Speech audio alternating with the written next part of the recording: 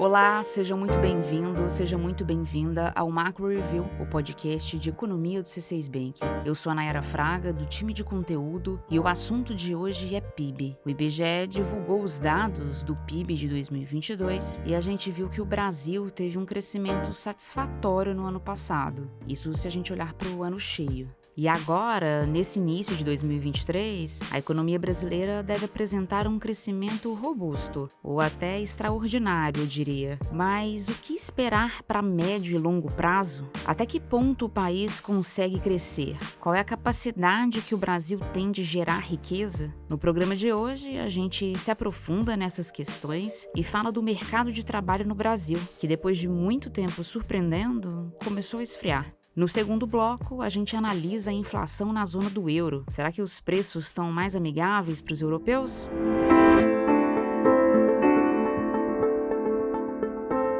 Como foi divulgado nos últimos dias, a economia brasileira cresceu 2,9% no ano passado. O avanço foi puxado principalmente pelo setor de serviços, a categoria dos restaurantes, academias, hotéis. Esse setor, com a retomada da economia no pós-pandemia, subiu mais de 4% no ano e acabou estimulando também a geração de empregos e o consumo das famílias. Os 3 primeiros meses de 2023 também prometem um bom desempenho. Nos cálculos do nosso time de economia, o setor agropecuário, que responde por quase 8% do PIB brasileiro, deve crescer quase 10% em 2023. É muita coisa. Em 2022, o PIB do agro foi negativo. O estímulo de agora vai vir dos grãos. A expectativa é que a gente veja uma safra recorde de grãos, em especial de soja. Só que, mesmo com esse empurrão, a economia brasileira deve crescer apenas 1% ou um pouco mais que isso em 2023. Esse efeito positivo do agro logo vai passar. A maior parte da colheita é feita entre janeiro e março. Depois disso, o crescimento do Brasil deve ser nulo ou mesmo negativo ao longo do ano. E a desaceleração da economia, como a gente sabe, já é oficial. O resultado de 2022, como um todo, foi ok, mas os últimos meses do ano passado já foram de desaceleração. O PIB do Brasil encolheu 0,2% entre outubro e dezembro, em linha com o que a gente já vinha indicando aqui no Macro Review. A gente falou disso, aliás, no episódio 37. Esse quadro nos leva a refletir sobre a capacidade que o Brasil tem de expandir a economia. Quanto será que a gente vai crescer em 2024 e nos próximos anos? Tempos atrás, o vento estava a nosso favor. Entre 2004 e 2010, por exemplo, o país cresceu em média 4,5% ao ano. Foi uma época em que o chamado crescimento potencial, que mede a capacidade da economia de crescer de forma sustentável, ele estava alto. Isso significa dizer, de forma simplificada, que tinha bastante gente entrando no mercado de trabalho e que a produtividade estava alta. A geração de riqueza que a gente tinha a partir do capital físico, as máquinas, e a partir do capital humano, ela estava subindo bem. Mas o cenário atual é de mudança relevante na demografia do Brasil. E isso tem tudo a ver com essa história do crescimento sustentável. Por quê? Porque a população brasileira está envelhecendo. A população em idade de trabalhar, que são as pessoas acima de 15 anos de idade, está crescendo menos. Se antes essa população crescia cerca de 1,8% ao ano, agora a previsão é de crescimento de 0,9% ao ano. Existem menos pessoas entrando no mercado de trabalho, menos gente gerando riqueza. E o desafio não é só esse. A produtividade do Brasil está praticamente parada. Nos últimos 25 anos, a produtividade cresceu cerca de 0,6% por ano. Se o país continuar nesse ritmo, nosso crescimento potencial, que soma a produtividade com o número de trabalhadores, ele pode ficar em torno de só 1,5% nos próximos anos. Outros fatores que preocupam são o contexto global e aqueles velhos entraves estruturais que a gente vê no Brasil. Vamos entender isso melhor. Começando pela conjuntura internacional, eu cito aqui 3 coisas que não favorecem muito o Brasil. A primeira é que o mundo vive um período de baixo crescimento. O Fundo Monetário Internacional prevê que a economia global cresça 2,9% em 2023 e 3,1% no ano que vem. Só para a gente ter uma ideia do que isso significa, entre 2004 e 2010, com exceção de 2009, que foi um ano afetado pela crise financeira, o mundo cresceu quase 5% ao ano. Ou seja, o que os números de agora revelam é um crescimento mundial baixo. Isso nos leva ao meu segundo ponto, que é o seguinte: a demanda pelas commodities não vai ser mais a mesma de antes. Um mundo que cresce menos compra menos matérias-primas, que são justamente o ponto forte do Brasil. Isso não ajuda. Pensa que 20% de tudo que o Brasil produz é exportado. Outro ponto de atenção no contexto econômico global é o processo de desglobalização que está em curso. Os países do mundo estão cada vez mais internalizando a fabricação de produtos e insumos que antes eram importados de outros parceiros, seja por questões de segurança alimentar, segurança energética, militar, tecnológica. Isso tende a provocar uma redução no fluxo do comércio global e uma redução na eficiência. Agora, quando a gente olha para dentro, a gente vê questões antigas que atrapalham o crescimento do Brasil. O Brasil investe pouco em melhorias que costumam trazer resultado no longo prazo. No ranking dos países, segundo a taxa de investimentos, o Brasil aparece no 137º lugar, com 18% do PIB destinado a investimentos. Esses são números do FMI, que avalia 172 países. A gente calculou a média da taxa de investimentos desses países no período entre 2010 e 2021. Enquanto o Brasil investe 18% de seu PIB, a China investe 44%,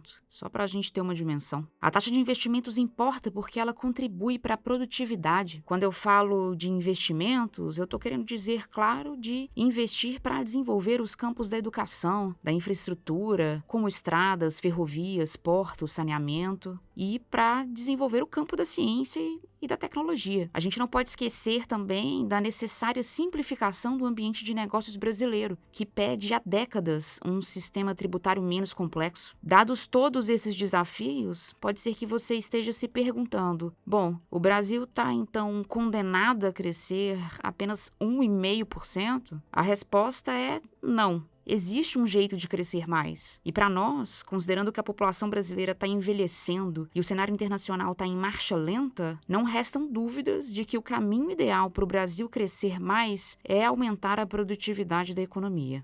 Bom, agora eu chamo a Cláudia Moreno, nossa economista responsável pela cobertura de Brasil, para analisar, em particular, a questão demográfica no Brasil que eu falei mais cedo, que é uma das coisas mais interessantes quando o assunto é crescimento econômico, mas que é pouco comentada. É curioso, demografia, na prática, tem o poder de definir o crescimento de um país. E é urgente refletir sobre isso, certo, Cláudia? Nayara, pensar demografia é fundamental para entender aonde a gente consegue chegar como economia. Você falou da previsão de termos menos pessoas entrando no mercado de trabalho, mas aqui eu vou materializar essa ideia, aproximar isso do nosso dia a dia e comentar os impactos do nosso envelhecimento na economia. Eu vou partir de um exemplo básico. Vamos pensar que de quando a gente nasce até começar a trabalhar, a gente não tem condições de se sustentar sozinho, certo? Até essa fase da vida, então, a gente está trazendo custos para o governo, que tem aí um gasto com educação pública, e um custo para a nossa família, que tem que cuidar dessa criança, que precisa se vestir, se alimentar. Quando a gente entra no mercado de trabalho, a situação se inverte. A gente passa a produzir riqueza, produzir PIB e pagar imposto. Isso significa que parte dos frutos do nosso trabalho vai para o sustento dos mais vulneráveis, como crianças e idosos. Só que, na medida em que a gente vai envelhecendo, isso se inverte de novo, naturalmente, porque a gente sai da força de trabalho, para de trabalhar e passa a viver, em tese, com os recursos da aposentadoria, o que é legítimo, claro. Mas o fato é que, ao se aposentar, ou seja, ao parar de trabalhar, a gente deixa de contribuir para o PIB. É por isso que nós, economistas, gostamos de olhar para algo chamado taxa de dependência, que trata da população que precisa ser sustentada sobre o total de pessoas em idade ativa. Ou seja, essa taxa pega crianças e idosos e divide pelo número de pessoas em idade ativa. Pois bem, como está o Brasil nessa questão? Em 2021, segundo a ONU, o Brasil teve uma taxa de dependência de 43%. Isso quer dizer que existiam 100 adultos para financiar 43 crianças ou idosos. Há 60 anos, essa taxa era de 89%. Foi uma queda e isso é positivo. Mostra que de lá para cá está mais fácil financiar os dependentes, porque existe uma base maior de pessoas em idade ativa.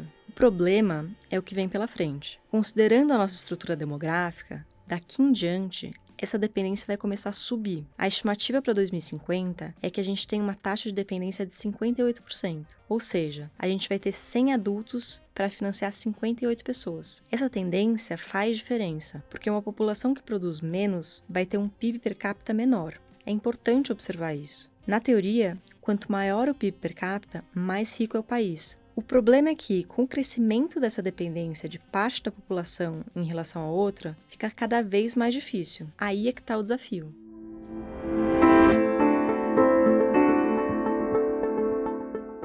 O assunto agora é mercado de trabalho no Brasil. Ao que tudo indica, a tendência de redução do desemprego que a gente vinha observando desde 2021 está ficando para trás. O desemprego no Brasil está hoje no menor nível dos últimos 8 anos, é verdade, mas os dados mais recentes mostram uma perda de fôlego. No trimestre encerrado em dezembro, a taxa de desemprego no Brasil ficou em 8,4%, quase o mesmo número visto nos trimestres encerrados em outubro e novembro, considerando o nosso ajuste sazonal. Os dados divulgados pela PNAD, que é a pesquisa por amostra de domicílio, mostraram que nos últimos 2 meses de 2022 houve redução tanto no número de pessoas empregadas quanto no número de pessoas em busca de emprego. O mercado de trabalho está perdendo força, provavelmente, por conta do menor crescimento da economia brasileira, que hoje convive aí com uma taxa básica de juros em 13,75% ao ano. É o nível mais alto da Selic desde 2016. Nossa expectativa é de que a taxa de desemprego no Brasil fique em 9% em 2023 e depois suba para 9,5% em 2024. Esse foi o primeiro bloco do nosso programa. Agora a gente parte para a análise internacional.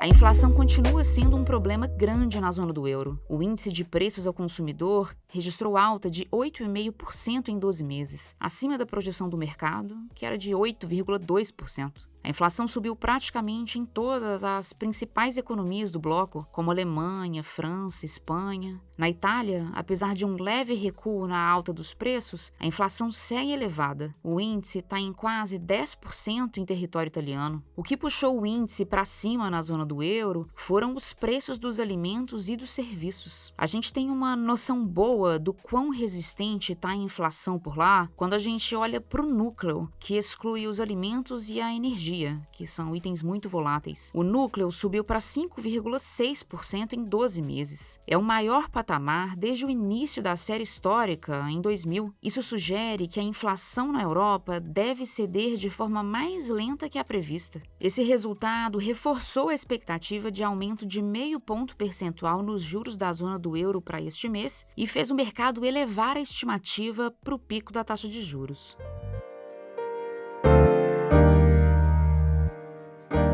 Hora da nossa agenda, eu compartilho aqui os principais dados econômicos que nossa equipe acompanha nos próximos dias. Na sexta-feira, 10 de março, o IBGE divulga a inflação oficial do mês de fevereiro no Brasil. A gente projeta alta de aproximadamente 0,7% para o IPCA, um avanço que deve ser puxado aí pela inflação de serviços. Também na sexta-feira saem os dados de emprego dos Estados Unidos referente a fevereiro. O relatório deve mostrar um mercado de trabalho aquecido, com número forte de contratações e salários elevados.